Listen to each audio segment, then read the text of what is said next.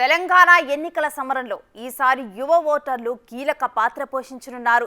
ఎన్నికల పోలింగ్కు ఇంకా కొన్ని రోజులే ఉండటంతో రాజకీయ పార్టీలన్నీ యువ జపం చేయక తప్పని పరిస్థితి ఏర్పడింది. ఈసారి తెలంగాణలో యువ ఓటర్లు భారీ స్థాయిలో ఉండటంతో చాలా నియోజకవర్గాల్లో అభ్యర్థుల గెలుపోటములను యువతే డిసైడ్ చేయనున్నట్లు తెలుస్తోంది. దీంతో యువతను ఆకట్టుకునేందుకు అన్ని పార్టీలు సిద్ధమయ్యాయి.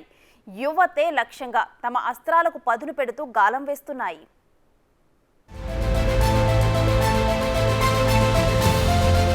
తెలంగాణ అసెంబ్లీ ఎన్నికల పోలింగ్ కోసం పార్టీల అభ్యర్థులతో పాటు ఓటర్లు కూడా సిద్ధమవుతున్నారు.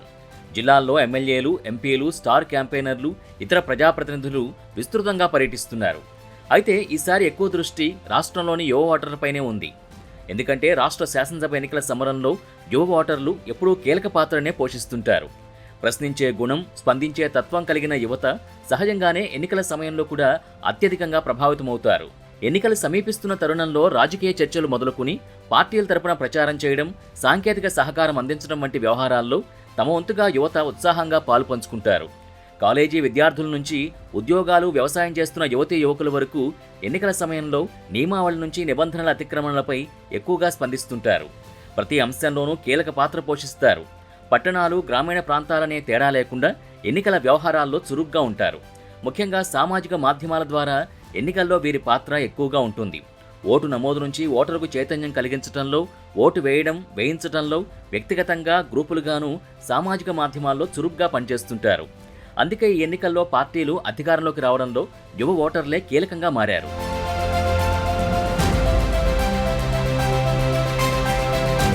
ప్రస్తుతం తెలంగాణ రాష్ట్రంలో మొత్తం ఓటర్లలో సగం మంది యువతే కావడంతో వారిని ఆకర్షించడానికి నేతలంతా పాట్లు పడుతున్నారు. యువతను ఆకట్టుకునే కార్యక్రమాల రూపకల్పన, ఎన్నికల మేనిఫెస్టోలతో ప్రచారం జోరుగా సాగుతోంది.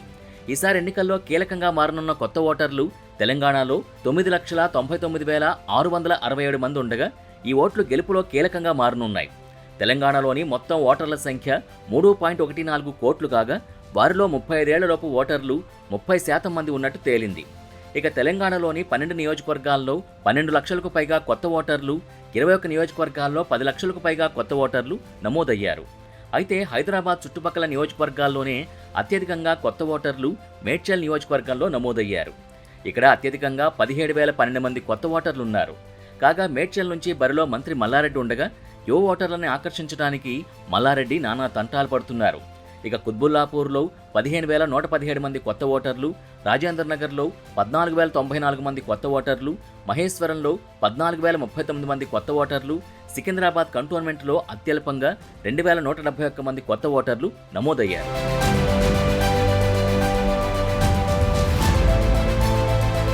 యాదృచ్ఛికంగా 2018 ఎన్నికల సమయంలో కూడా 18-19 ఏళ్ల గ్రూపులో 7 లక్షల మంది కొత్త ఓటర్లు ఓటర్ జాబితాలో చేరారు. అయితే రెండోసారి అధికారం ఇస్తే కొలువులు ఇస్తామని చెప్పి అధికార బీఆర్ఎస్ పగ్గం చేపట్టింది. కానీ గత కొంతకాలంగా రాష్ట్ర వ్యాప్తంగా నిరుద్యోగులు తీవ్రమైన ఆందోళన చేశారు. ఉద్యోగాల కల్పన లేదని అసంతృప్తి వ్యక్తం చేశారు. దీనికి తోడు టీఎస్పీఎస్సీ పేపర్ లీకేజ్ వంటి అంశాలు అధికార బీఆర్ఎస్కు ఈసారి యువ ఓటర్లని దూరం చేస్తాయనే టాక్ వినిపిస్తోంది. ప్రస్తుతం యూత్ ఎందుకు ఓటేయాలి అనే అంశంపై రాష్ట్ర వ్యాప్తంగా చర్చ మొదలైంది. ఈసారి మిస్ అయితే మళ్లీ 5 ఏళ్ల దాకా ఛాన్స్ ఉండదు గనుక యువతకు ఉద్యోగాలు ఇచ్చేవారికే ఓటేయాలనే అభిప్రాయం బాగా పెరిగినట్టు కనిపిస్తోంది. తాజాగా ఆసిఫాబాద్ జిల్లాలోని ఖానాపూర్లో తెలంగాణ కాంగ్రెస్ పార్టీ నిర్వహించిన విజయభేరి బహిరంగ సభకు ప్రియాంక గాంధీ హాజరై ప్రసంగించారు. వచ్చే ఎన్నికల్లో తెలంగాణని అధికారంలోకి తీసుకొస్తే 2 లక్షల ఉద్యోగాలు కల్పిస్తామని యువతకు హామీ ఇచ్చారు. కేసీఆర్ పాలనలో నిరుద్యోగులకి ఏనాడూ న్యాయం జరగలేదని విమర్శించారు. నిరుద్యోగ భృతి ఇస్తానని కూడా వారికి ఇవ్వలేదని ఆగ్రహం వ్యక్తం చేశారు.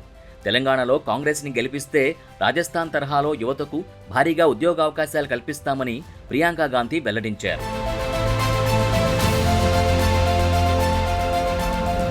పలు విధాలుగా యువతని ఆకట్టుకునేలా రాజకీయ పార్టీలు వ్యూహరచన చేస్తున్నాయి. అధికార బీఆర్ఎస్ ఉద్యోగాల కల్పన, ప్రైవేట్ పరిశ్రమల్లో ఉపాధి, కార్పొరేట్ ప్రోత్సాహకాలు, సబ్సిడీ రుణాలు వంటి వాటిపై ఫోకస్ పెట్టింది. ఇక ప్రతిపక్ష కాంగ్రెస్ యూత్ డిక్లరేషన్తో ఉద్యోగాలు కల్పిస్తామంటూ యువ ఓటర్లను ఆకర్షిస్తోంది. కాగా బీజేపీ సైతం యువత కోసం విభిన్న కార్యక్రమాల్ని ప్రచారం చేస్తోంది. వారిని ఆకర్షించేందుకు ఎత్తుగడలు వేస్తున్నారు. వారిని ప్రభావితం చేసేందుకు యువ నాయకుల్ని రంగంలోకి దింపుతున్నారు. ఇప్పటికే ప్రచారం ప్రారంభించిన కొందరు నేతలు ఎక్కువగా యువకుల్ని కలుస్తూ తమ అభ్యర్థిని ఆదరించాలని కోరుతున్నారు. అన్ని పార్టీలు ప్రధానంగా ఉద్యోగాలపై ప్రచారం చేస్తున్నాయి. బీఆర్ఎస్ లక్షల ఉద్యోగాల్ని భర్తీ చేస్తామని చెప్తుండగా ప్రతిపక్షాలు తమ ఎన్నికల అస్త్రాలుగా టీఎస్పీఎస్సీ వైఫల్యం మొదలైన అంశాలను ఉపయోగించుకునేందుకు సిద్ధమయ్యాయి.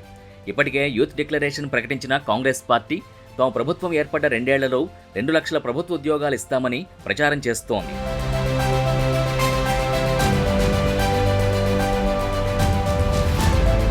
ఇక ఎన్నికల్లో అభ్యర్థుల గెలుపోటములే ప్రభావితం చేసేది యువతే అనే మాట వాస్తవం.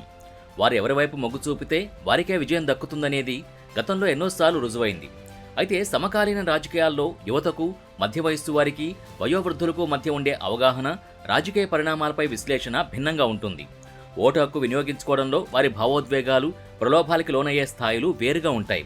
ముఖ్యంగా యువతలో ప్రశ్నించే తత్వం, ఉడుకు రక్తం, సమకాలీన పరిస్థితుల్ని అర్థం చేసుకునే స్థాయి కూడా విభిన్నంగా ఉంటుంది. ఏది ఎలా ఉన్నా యువత ఓటు ప్రజాస్వామ్యానికి అత్యంత కీలకమనేది నిజం. అందుకే మంచి నాయకుణ్ణి, మంచి ప్రభుత్వాన్ని ఎంచుకునే బాధ్యత యువ ఓటర్లదే అంటూ రాజకీయ విశ్లేషకులు ఎన్నికల వేళలో అవగాహన కల్పిస్తుంటారు. ఓవైపు నిరుద్యోగం, విద్యా వ్యవస్థ భ్రష్టు పట్టడం, దోపిడీ, అవినీతి, అక్రమాలు అన్నింటికీ చెక్ చెప్పగలిగేది ఓటు మాత్రమే అని, ఓటు వేయకపోతే ప్రభుత్వాన్ని ప్రశ్నించే హక్కుని కోల్పోయినట్టే అని స్వచ్ఛంద సంస్థలు ప్రచారం చేస్తుంటాయి. కాగా క్రికెట్ టీములో షమీ లాంటి వాడిని వరల్డ్ కప్ మొదటి 4 మ్యాచ్లకు పక్కన పెట్టినందుకు అల్లాడిపోయాం. టీంలోకి తీసుకోవాలని పట్టుబట్టాం. మరి మంచి లీడర్కు ఓటేయకుండా మనం పక్కన పెట్టడం కరెక్టేనా అంటూ ప్రస్తుతం నిపుణులు యువతకు మార్గనిర్దేశం చేస్తున్నారు.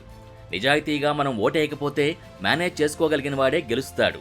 అలా మేనేజ్ చేసుకోగలిగే వాడికి పగ్గాలిచ్చేద్దామా అంటూ యువత సరైన నిర్ణయం తీసుకోవాల్సిన సమయం వచ్చిందని అంటున్నారు. అయితే సాధారణంగా యువత ఎన్నికల ఓటింగ్పై ఎంత శ్రద్ధగా ఉంటుంది అనే దానిపై విభిన్న అభిప్రాయాలున్నాయి. ముఖ్యంగా కొత్త ఓటర్లు రాజకీయాలపై పెద్దగా ఆసక్తి చూపరనే అభిప్రాయం లేకపోలేదు. ఆయా నియోజకవర్గాల పరిధిలో వృద్ధులు, దివ్యాంగులు వరుసలో గంటల తరబడి నిరీక్షించి ఓటు హక్కును వినియోగించుకోవడానికి ఆసక్తిని చూపిస్తే, పట్టణ ప్రాంతాల్లో ఓటు వేసేందుకు కొంతమంది యువకులు పెద్దగా ఆసక్తి చూపించకపోవడం విస్మయం కలిగిస్తోంది. నిజానికి ప్రజల ఓటు అనేది 5 ఏళ్ల పాలనపై ఇచ్చే పెద్ద తీర్పు. అంటే మరో 5 ఏళ్లకు మనం తెచ్చుకునే మార్పు. ఇలాంటి అవకాశం పోతే మళ్లీ 5 ఏళ్ల దాకా ఆగాల్సిందే అన్నది వాస్తవం. బిర్యానీ తినాలంటే మంచి హోటల్నే ఎంచుకుంటాం. టీ, కాఫీ, కూల్ డ్రింక్ ఏదైనా సెలెక్ట్ చేసుకుని నచ్చిందే తాగుతాం. నచ్చిన దానికోసం అవసరమైతే ఎంత దూరమైనా వెళ్లి తెచ్చుకుంటాం. ఎంత టైం అయినా పెడతాం. మరి మనల్ని పాలించేవారిని ఎంచుకోవడంలో మాత్రం బద్ధకం ఎందుకనే ప్రశ్న మేధావులు ఎప్పుడూ అడిగేదే. 5 ఏళ్ల పాలన కోసం అరగంట పోలింగ్ బూత్ దగ్గర వెయిట్ చేయలేమా? ప్రభుత్వం సెలవిచ్చింది వెళ్లి ఓటేయమనే కానీ ఇంట్లో కూర్చోమని కాదుగా అంటూ మేధావి వర్గం సూటిగానే ప్రశ్నిస్తుంది. అందుకే యువత తమ ఓటుకున్న పవర్ని తెలుసుకోవాలని, ఓటును వినియోగించుకుని దేశానికి యువత పట్టుగొమ్మలనే మాటని నిజం చేయాలని నిపుణులు విజ్ఞప్తి చేస్తున్నారు. తర్వాత రోజు ఎగ్జామ్ ఉందన్న టెన్షన్ మానేయాలని, ఒక్క అరగంట మన కోసం, మన భవిష్యత్తు కోసం పోలింగ్ బూత్ వద్ద సమయాన్ని వెచ్చిద్దామని సూచిస్తున్నారు. మన జీవితంలో చేయగలిగిన అత్యంత మంచి పనుల్లో ఓటు వినియోగించుకోవడం చాలా గొప్ప పని అని, దీన్ని యువత గుర్తించాలని మేధావి వర్గం కోరుకుంటోంది.